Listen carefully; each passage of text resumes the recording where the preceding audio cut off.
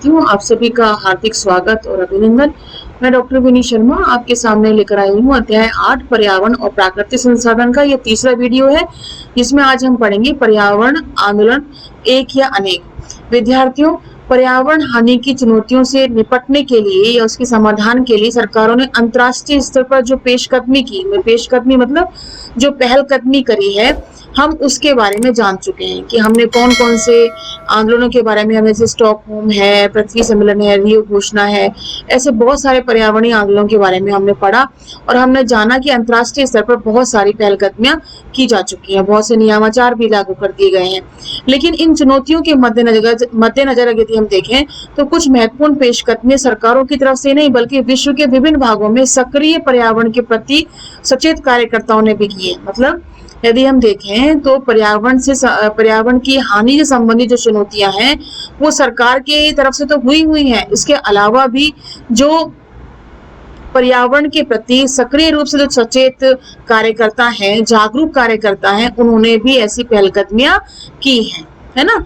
इन कार्यकर्ताओं में कुछ तो अंतर्राष्ट्रीय स्तर पर भी हैं और बाकी स्थानीय स्तर पर भी सक्रिय हैं। मतलब अंतर्राष्ट्रीय स्तर पर भी सक्रिय हैं ऐसे लोग और स्थानीय स्तर पर भी सक्रिय है, यानी राष्ट्रीय स्तर पर भी।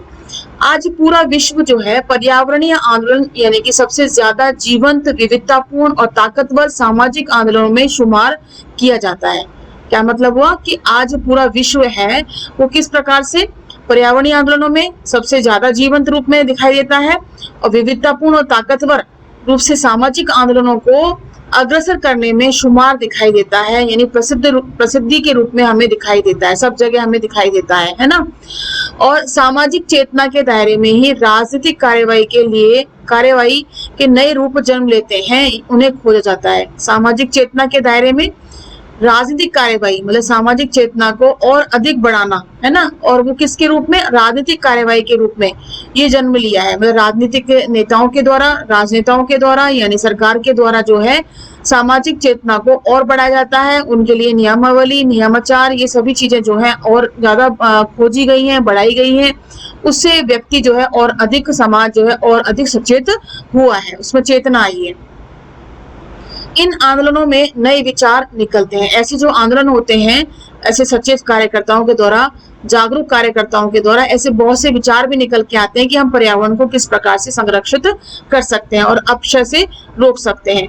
इन आंदोलनों ने हमें दृष्टि दी है ना, दृष्टि दी है या दृष्टिकोण दिया है, ऐसे विचारधारा दी है, ऐसे विचार दिखाए हैं कि व्यक्तिगत और सामूहिक जीवन के लिए आगे के दिनों में हमें क्या करना है। मतलब इन आंदोलनों ने क्या बताया कि व्यक्तिगत रूप में और सामूहिक जीवन के रूप में हम और पर्यावरण को सुरक्षित रखने के लिए क्या कर सकते हैं।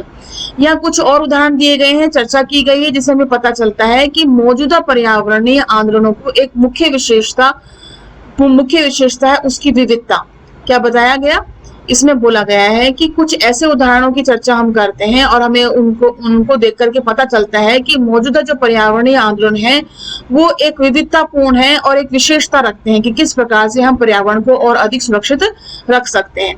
दक्षिणी देशों, मसलन हम देख सकते हैं मैक्सिको है, चिले है, ब्राजील, मलेशिया, इंडोनेशिया, महादेशीय अफ्रीका और भारत के वन आंदोलनों पर बहुत दबाव रहा है। 3 दशकों से पर्यावरण को लेकर सक्रियता का दौर निरंतर जारी है कि पर्यावरण के प्रति सभी लोग जो हैं सक्रिय होते जा रहे हैं, एक्टिव होते जा रहे हैं। इसके बावजूद तीसरी दुनिया के विभिन्न देशों में वनों की कटाई खतरनाक गति से जारी है। इसके बावजूद क्या हुआ, जो थर्ड वर्ल्ड कंट्रीज हैं, यानी कि थर्ड वर्ल्ड कंट्रीज कौन सी हैं, अल्प विकसित और विकासशील देश, उसके बावजूद भी हम देखें तो खतरनाक रूप से जो है वनों की कटाई हो रही है और पिछले दशक में विश्व के विशालतम वनों का विनाश भी निरंतर बढ़ा है। इतना सब कुछ है ना, इतनी जागरूकता होने के बावजूद भी हमने ऐसे कार्य किए हैं। खनिज उद्योग पृथ्वी पर मौजूद सबसे ताकतवर उद्योगों में एक है। खनिज उद्योग पृथ्वी पर क्या है, सबसे ताकतवर उद्योगों में एक है और वैश्विक अर्थव्यवस्था में उदारीकरण के कारण दक्षिणी गोलार्ध के अनेक देशों की अर्थव्यवस्था बहुराष्ट्रीय कंपनियों के लिए खुल चुकी है। क्या मतलब हुआ, वैश्विक अर्थव्यवस्था जो है उदारीकरण के कारण, लिबरलाइजेशन के कारण क्या हुआ, दक्षिणी गोलार्ध के अनेक देशों में ये अर्थव्यवस्था बहुराष्ट्रीय कंपनियों के लिए खुल चुकी है। मतलब बहुराष्ट्रीय कंपनियां, मल्टीनेशनल जो कंपनियां हैं उसके लिए ये सब कुछ खुल चुका है, ओपन हो चुका है। खनिज उद्योग धरती के भीतर मौजूद संसाधनों को बाहर निकालता है। खनिज उद्योग क्या करता है, धरती के भीतर जो मौजूद संसाधन है, प्राकृतिक संसाधन है, जिसमें हम तेल की बात कर सकते हैं, कोयले की बात कर सकते हैं, और जो भी हमारे प्राकृतिक संसाधन हैं जो भूमि के अंदर दबे हुए हैं, उनका पूरा प्रयोग करने के लिए वो उसे बाहर निकाल देते हैं और रसायनों का भरपूर उपयोग करता है। भूमि और जल मार्गों को प्रदूषित करता है और स्थानीय वनस्पतियों का विनाश भी करता है। इसके कारण जन समुदायों को विस्थापित भी होना पड़ता है। समझ में आई बात? भूमि के अंतर्गत जो भी संसाधन है, प्राकृतिक संसाधन है, उनका भरपूर प्रयोग करने के लिए वहां पे रहने वाले जो लोग हैं उनको विस्थापित भी होना पड़ता है ना। भूमि और जल मार्गों को प्रदूषित उस कारण से उन संसाधनों को निकालने के कारण क्या होता है, भूमि और जल मार्ग भी प्रदूषित हो जाते हैं और वहां से लोगों को विस्थापित भी किया जाता है। इसके कारण जन समुदायों को विस्थापित होना पड़ता है और कई बातों के साथ इन कारणों से विश्व के विभिन्न भागों में खनिज उद्योग की आलोचना और विरोध भी हुआ है।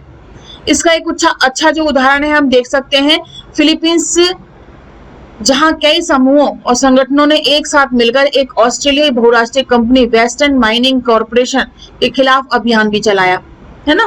किसमें? ऑस्ट्रेलिया बहुराष्ट्रीय कंपनी है, multinational company western mining corporation के खिलाफ अभियान चलाया और इस कंपनी का विरोध खुद इसके स्वदेश यानी ऑस्ट्रेलिया में भी हुआ। मतलब ऑस्ट्रेलिया में इस कंपनी का विरोध भी किया गया।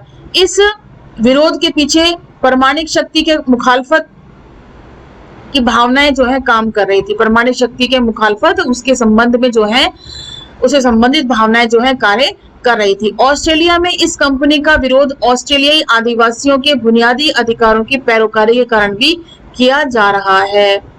ऑस्ट्रेलिया में इस कंपनी का विरोध ऑस्ट्रेलियाई आदिवासियों के बुनियादी अधिकारों की पैरोकारी में, मतलब ऑस्ट्रेलियाई आदिवासी जो हैं, इनके जो बुनियादी मूलभूत जो अधिकार हैं उनके संबंध में भी इस कंपनी का विरोध किया जा रहा है। जब यह कंपनी जब प्राकृतिक भूमि के अंतर्गत प्राकृतिक संसाधनों का दोहन करती है तो इसका विरोध जो है वहां की मूल जनता भी कर रही है।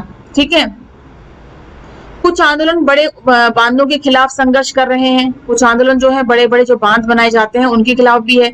अब बांध विरोधी आंदोलन को नदियों को बचाने के आंदोलन के रूप में देखने की प्रवृत्ति भी बढ़ गई है कि नदियों को किस प्रकार से बचाया जाए। इसीलिए ये बांध बनाए जाते हैं, क्योंकि ऐसे आंदोलन में नदियों और नदी घाटियों के ज्यादा टिकाऊ और न्यायसंगत प्रबंधन की बात उठाई गई है। मतलब बांध विरोधी आंदोलन को नदियों को बचाने के, बांध विरोधी जो बांध का विरोध कर रहे हैं वो उनका क्या कहना है कि नदियों को बचाने के आंदोलन के रूप में देखने की प्रवृत्ति बढ़ गई है कि नदियां का बचाव होगा अगर हम बांध नहीं बनेंगे तो। क्यों? क्योंकि ऐसे आंदोलन में नदियां और नदी घाटियों के ज्यादा टिकाऊ और न्यायसंगत प्रबंधन की बात उठाई जाती है। 1980 के दशक के शुरुआती और मध्यवर्ती वर्षों में विश्व का पहला बांध विरोधी आंदोलन दक्षिणी गोलार्ध में चला।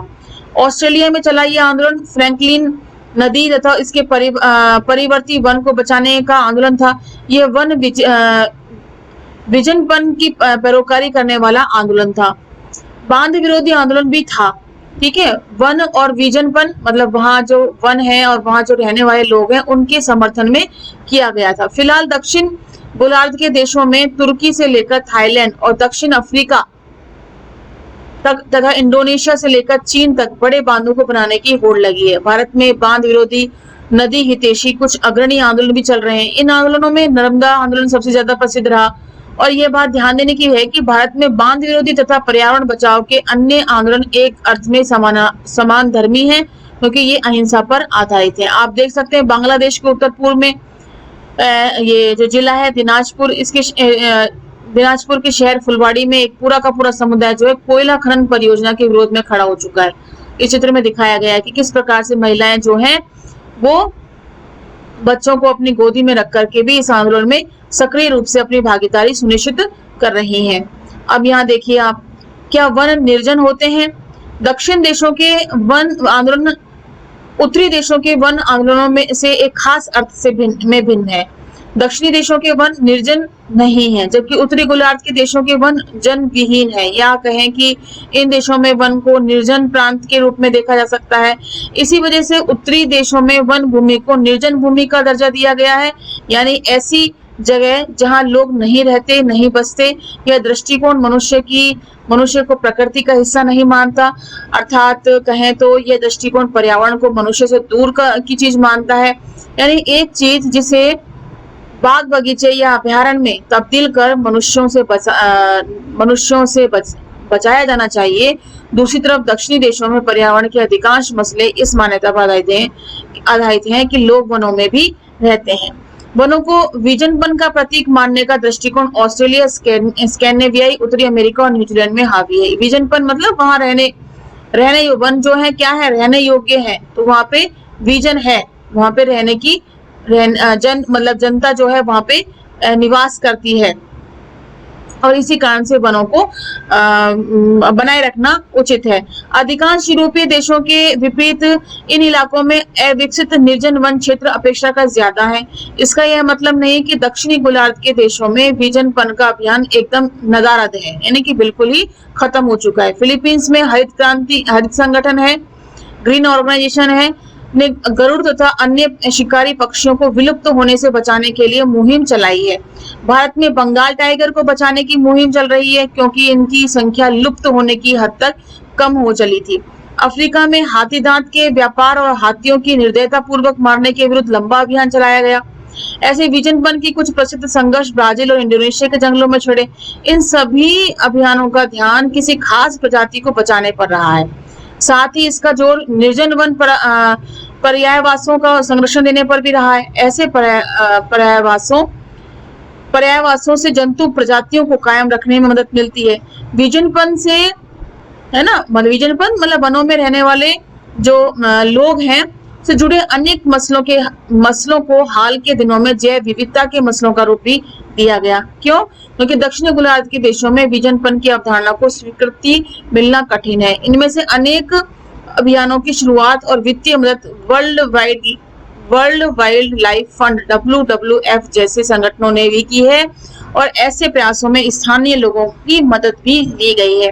तो आप देख सकते हैं कि वनों को किस प्रकार से बचाने की मुहिम चली है, चाहे वो वन निर्जन हो, चाहे वन जो है चाहे वह वन जो है निर्जन भी हो, चाहे उसमें लोग रहते हो, है ना, विजनपन वाले हो, किसी भी प्रकार के हो, उनको बचाने का प्रयास जो है निरंतर जारी है। क्या पर्यावरणविदों के प्रयास से सहमत हैं जो ये प्रयास कर रहे हैं?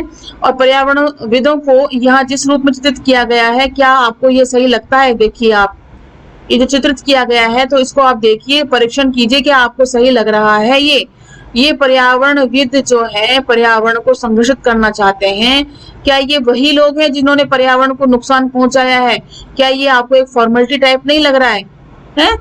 मतलब आप ये देखिए, ये खंबा है कि पेड़ है, पहले तो आप ये जो सोचिए, और ये जो जा रहा है इसके ऊपर तार जा रहे हैं, ये सब क्या मतलब क्या दिखाया, भ्रमित किया जा रहा है एक तरह से, है ना हमें। तो ये जो प्रयास है इनके द्वारा जो किए जा रहे हैं, तो ये आपको क्या लगता है इसके अंतर्गत उचित है या अनुचित है? तो आप देखिए, परीक्षण कीजिए, मेरे हिसाब से तो गलत है।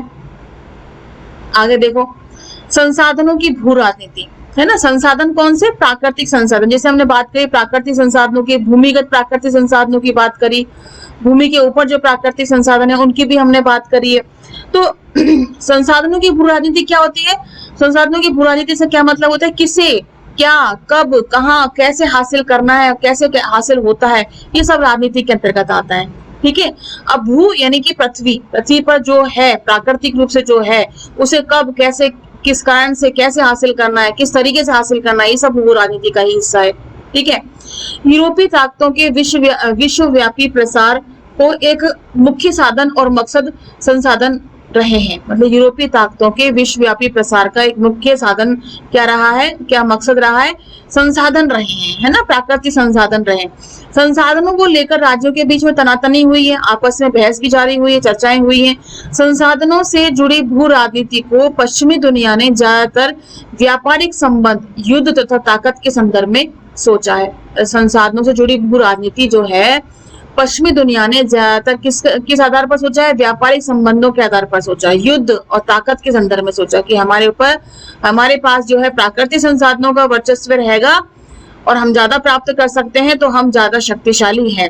इस सोच के मूल में क्या था कि विदेश में संसाधनों की मौजूदगी विदेश में संसाधनों की मौजूदगी और समुद्री नौवहन में दक्षता, है ना। मतलब विदेशों में क्या हो, पश्चिमी राष्ट्रों में क्या हो, संसाधनों की मौजूदगी हो और समुद्री नौवहन में दक्षता हासिल होनी चाहिए।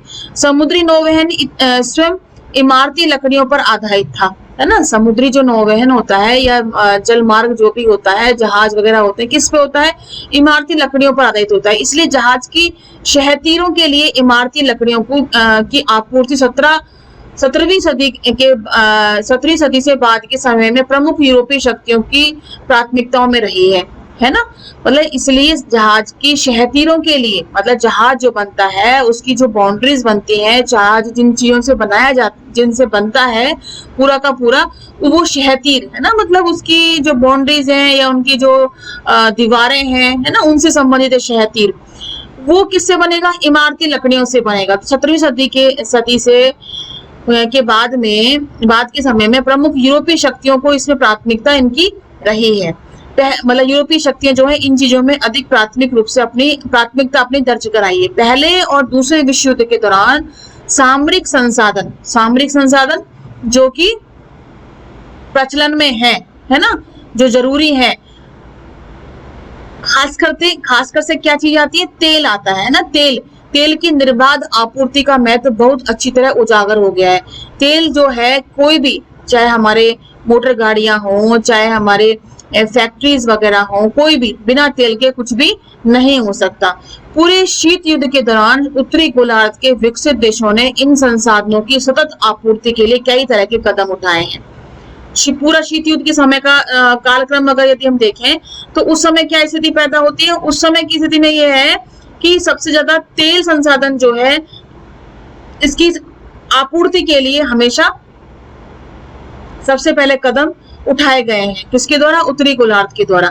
इसके अंतर्गत संसाधन दोहन के इलाकों तथा समुद्री परिवहन मार्गों के इर्द गिर्द सेना की तैनाती, महत्वपूर्ण संसाधनों का भंडारण, संसाधनों के उत्पाद देशों में मनपसंद सरकारों की बहाली, बहुराष्ट्रीय निगमों और अपने हित साधक अंतर्राष्ट्रीय समझौतों का समर्थन देना शामिल है। तो क्या बात आई इसके अंतर्गत, बात आई कि इसके अंतर्गत संसाधन दोहन के इलाकों और समुद्री परिवहन मार्गों के इर्द गिर्द सेना की तैनाती करना। जहां प्राकृतिक तेल संसाधनों का जहां दोहन हो रहा है, वहां पर समुद्री परिवहन मार्गों के इर्द गिर्द क्या करना, सेना की तैनाती कर दी गई। महत्वपूर्ण संसाधनों का भंडारण कर लिया गया। संसाधनों के उत्पादक देशों में मनपसंद सरकारों की तैनाती हो गई है, बहाली हो गई है। बहुराष्ट्रीय निगम, जो मल्टीनेशनल जो कंपनीज हैं, है ना, एंटरप्राइजेस हैं, वो और अपने हित साधक अंतर्राष्ट्रीय समझौता का समर्थन देना शामिल हो चुका है। पश्चिमी देशों के राजनीतिक चिंतन का केंद्रीय सरोकार क्या था कि संसाधनों तक पहुंच अबाध रूप से बनी रहे। मतलब पश्चिमी राष्ट्र जो हैं वो उनका राजनीतिक चिंतन, या हम ये कहें कि उनकी भू राजनीति क्या थी, उनका क्या सेंट्रलाइज एस्पेक्ट था कि संसाधनों तक, प्राकृतिक संसाधनों तक हमें पूरी तरीके से आबाद रूप से हम बने रहे। क्यों? क्योंकि सोवियत संघ इसे खतरे में डाल सकता है ना। सोवियत संघ इन संसाधनों पर अपना जमाव कर सकता है, अपना आधिपत्य स्थापित करता है। एक बड़ी चिंता यह भी थी कि खाड़ी के देशों में मौजूदा तेल दक्षिण और पश्चिम एशिया के देशों में मौजूद खनिज पर विकसित देशों का नियंत्रण बरकरार रहे।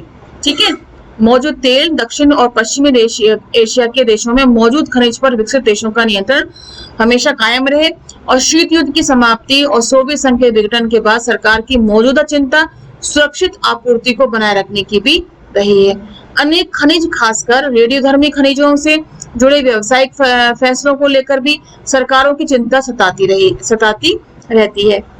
यदि हम बहरहाल हम देखें कि वैश्विक रणनीति में तेल लगातार सबसे महत्वपूर्ण संसाधन बना हुआ है। वैश्विक रणनीति में हम देखें तेल सबसे बड़ा भू प्राकृतिक संसाधन बना हुआ है। 20वीं सदी के अधिकांश समय में विश्व की अर्थव्यवस्था तेल पर निर्भर है। यह एक जगह से दूसरी जगह तक पहुंचाए जा सकने वाले ईंधन के रूप में अपरिहार्य है।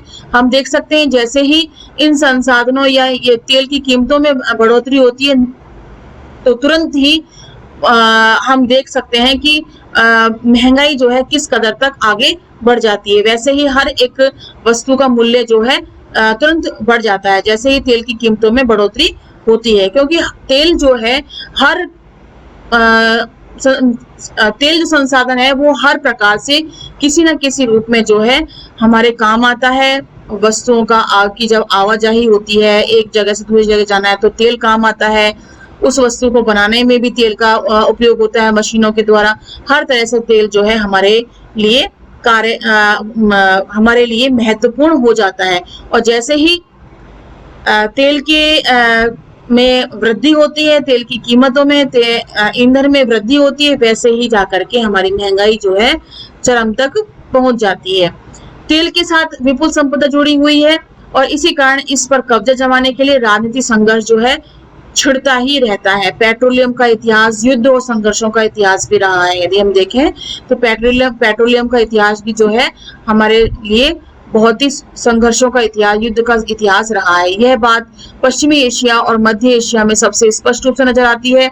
पश्चिमी एशिया खासकर खाड़ी क्षेत्र विश्व के कुल तेल उत्पादक का 30% उपलब्ध कराता है। इस क्षेत्र में विश्व के ज्ञात तेल भंडार 64% हिस्सा मौजूद है यहाँ पर, और इस कारण यही इकलौता क्षेत्र है जो तेल की मांग में खास बढ़ोतरी होने पर उसकी पूर्ति करता है। अगर विश्व में अगर तेल की का उत्पादन या कहें कि तेल की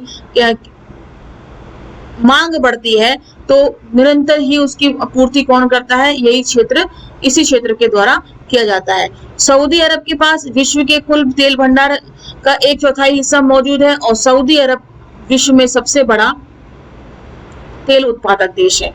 इराक का ज्ञात तेल भंडार सऊदी अरब के ऊपर दूसरे नंबर पे है और इराक के एक बड़े हिस्से में तेल भंडारों की मौजूदगी को लेकर खोजबीन अभी नहीं हुई है। संभावना यह है कि इराक का तेल भंडार 112 अरब बैरल से कहीं ज्यादा है और अमेरिका, यूरोप, जापान, चीन, भारत में इस तेल की खपत होती है, लेकिन ये देश इस इलाके से अभी बहुत दूर हैं। विश्व राजनीति के लिए पानी एक और महत्वपूर्ण प्राकृतिक संसाधन है। विश्व के कुछ भागों में साफ पानी की कमी हो रही है, साथ ही विश्व के हर हिस्से में स्वच्छ जल समान मात्रा में मौजूद नहीं है। इस कारण संभावना है कि साझे जल संसाधनों को लेकर पैदा और उसकी गुणवत्ता पैदा मतभेद और 21वीं सदी में फसाद की जड़ साबित हो गया है। कौन? स्वच्छ जल की बात। इस जीवनदायी संसाधन को लेकर हिंसक संघर्ष भी होने की संभावना है और इसी को इंगित करने के लिए विश्व राजनीति के कुछ विद्वानों ने जल युद्ध शब्द भी गढ़ दिया है, यानी जोड़ दिया है। मिसाल के तौर पर हम देखें तो एक प्रचलित मतभेद की चर्चा करें तो जलधारा के उद्गम से दूर बसा और देश उद्गम के नजदीक बसे हुए देश द्वारा इस पर बांध बनाने, इसके माध्यम से अत्यधिक सिंचाई करने या प्रदूषित करने पर आपत्ति जताता रहता है। ठीक है, क्यों? क्योंकि ऐसे कामों से दूर बसे हुए देश को मिलने वाले पानी की मात्रा कम हो जाती है या उसकी गुणवत्ता घट जाती है। देशों के बीच स्वच्छ जल संसाधनों को हथियाने या उनकी सुरक्षा करने के लिए हिंसक झड़पें भी हुई हैं और इसका एक उदाहरण हम देख सकते हैं 1950 और 60 के दशक में इजराइल, सीरिया और जॉर्डन के बीच हुए संघर्ष को देख सकते हैं। इनमें से प्रत्येक देश ने जॉर्डन और यारमुक नदी से पानी का बहाव मोड़ने की कोशिश की थी और फिलहाल तुर्की, सीरिया और इराक के बीच फरात नदी पर बांध के निर्माण को लेकर एक दूसरे से ठनी हुई है। बहुत से देशों के बीच नदियों का साझा है और उसके बीच सैन्य संघर्ष भी होते रहते हैं। तो जल युद्ध भी एक हमारे सामने एक बहुत बड़ी, तेल युद्ध, जल युद्ध, कोयला युद्ध, ऐसे प्राकृतिक संसाधन ऐसे हैं जो हमारे लिए एक मतभेद का कारण, युद्ध का कारण बने हुए हैं। यहाँ देखिए आप तेल देखो, तेल की धार देखो। हमारे जीवन में पेट्रोलियम पर आधारित उत्पाद की कड़ी में अंतहीन जो पेट्रोलियम उत्पाद है उसकी जो जीवंतता है वो अंतहीन है। टूथपेस्ट है, पेसमेकर है, पेंट है, स्याही है। दुनिया को परिवहन के लिए जितनी ऊर्जा की आवश्यकता पड़ती है उसका 95% पेट्रोलियम से ही पूरा होता है। पूरी औद्योगिक दुनिया पेट्रोलियम के बूते टिकी हुई है। हम इसके बिना जीवन की कल्पना ही नहीं कर सकते और जमीन के नीचे अभी अरबों बैरल तेल हमारे इस्तेमाल के इंतजार में पड़ा हुआ है। फिर भी देशों के बीच में विवाद ही विवाद है। मैं काला सोना मुल्क के शाही खानदान से हूँ। मैं ही हूँ वह शख्स जिसे लोग धन कुबेर कहते हैं। जब से मेरे मुल्क में काला सोना मिला है, मेरी सल्तनत में करामात हो रहे हैं। जनाब बिग ऑयल और उनकी हुकूमत यहाँ एक रोज बड़ा खजाना खोजने आई है। हमने तेल खोजा, सौदा पटा लिया। इन लोगों ने मुझे हथियार दिए, इतने हथियार कि उनका बोझ मुझे ही भारी लगने लगा। हथियार से लगा फंदा मैं जब कभी दांत निपोड़ता हूँ, दांत दबाता हूँ, तो लोग अवाक रह जाते हैं। और उन लोगों ने हथियार दिए और बदले में मैंने बिग ऑयल और उसके बेटे पोतों को तेल और अपनी वफादारी भी दी।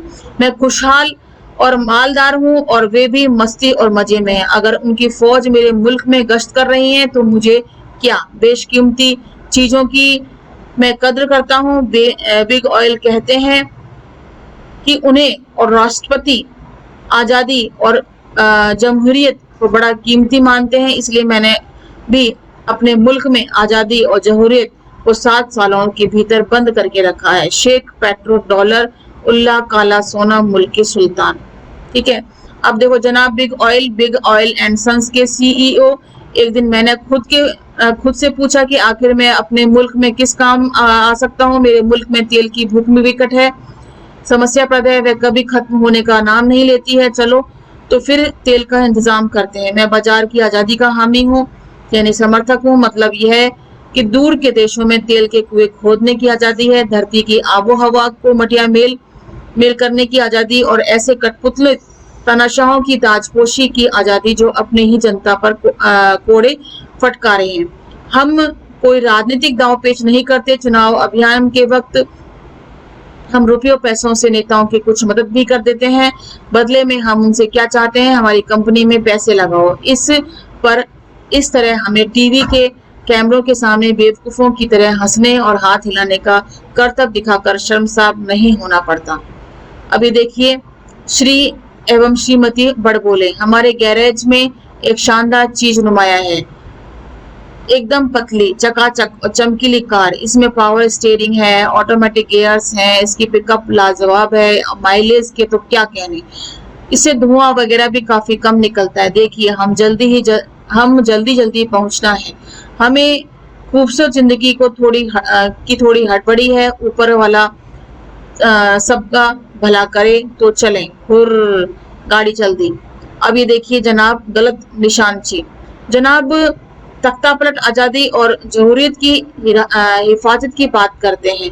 शायद इसी वजह से बंदूक और मिसाइल को लेकर बड़े दरिया दिल हैं। ऐसे ही मिसाइल बंदूकें इन्होंने हमें रूसी भालुओं से लड़ने के लिए दी। उन्होंने तो हमें लड़ने के दावपेच भी सिखाए। हमें नहीं पता था कि ये लोग तेल के पीछे पड़े हैं। बिग ऑयल हमेशा मीठी मीठी बातें करता है, मन मोह लेता है, लेकिन हम लोग अभी आपस में जंगों की कबड्डी खेल रहे हैं। अब हमने खेल के अपने ही नियम बना लिए हैं। जनाब तख्ता पलट की सरकार अपने कायदे कानून बदलते रहती है। हमने कहा यह बात ठीक है। हमारे कुछ लोग अब जनाब तख्ता पलट, उनकी हुकूमत और वहां के लोग से नफरत करने लग रहे हैं। मजा यह है कि तख्ता पलट को उसके ही खेल में जब मार देनी होती है तो इसके लिए गोले बारूद और मिसाइल हमारे लिए बड़े काम के साबित होते हैं। तो आप देख लीजिए, तेल और तेल की धार। तो तेल की जो आवश्यकता है 95% की बात बताई गई है। इसमें पेट्रोलियम से पूरी होती है ये आवश्यकताएं। और तेल देखो, तेल की धार देखो, तेल से किस प्रकार से सब लोग जो है अपना उल्लू सीधा करने के लिए प्रयासरत हैं। तो हमने ये देखा, इसमें आप देखो जल युद्ध के बारे में बात बताई गई थी। तो पृथ्वी पर पानी का विस्तार ज्यादा और भूमि का विस्तार कम है, फिर भी कार्टूनिस्ट ने जमीन को पानी की अपेक्षा ज्यादा बड़े हिस्से में दिखाने का फैसला किया। और ये कार्टून किस तरह पानी की कमी को चित्रित करता है। तो आप देख सकते हैं इसमें हमें किस प्रकार से जल की गुणवत्ता है ना, और जल की कमी जिन देशों में जल नहीं है, किस प्रकार से बांधों की बात की गई है, किस प्रकार से नदी में किस प्रकार से, या हम बात करें कि नदी को किस प्रकार से अपनी तरफ बहाव मोड़ना, ये सारी बातें इसके अंतर्गत की गई हैं। तो प्राकृतिक संसाधन जो भूमिगत संसाधन है, किस प्रकार से वह लोगों के प्रति किस प्रकार से भू राजनीति को व्यक्त करता है, किस प्रकार से वह दाव पेच खेलता है, इसको हमने समझा। इसके साथ ही ये वीडियो हम यहीं समाप्त करेंगे। नेक्स्ट वीडियो में हम पढ़ेंगे कि मूलवासी और उनके अधिकार क्या हैं, और कुछ प्रश्नों को हम हल करेंगे जो प्रश्नावली में दिए गए हैं। इसके साथ ही इस वीडियो को समाप्त करते हैं। धन्यवाद एंड नमस्कार।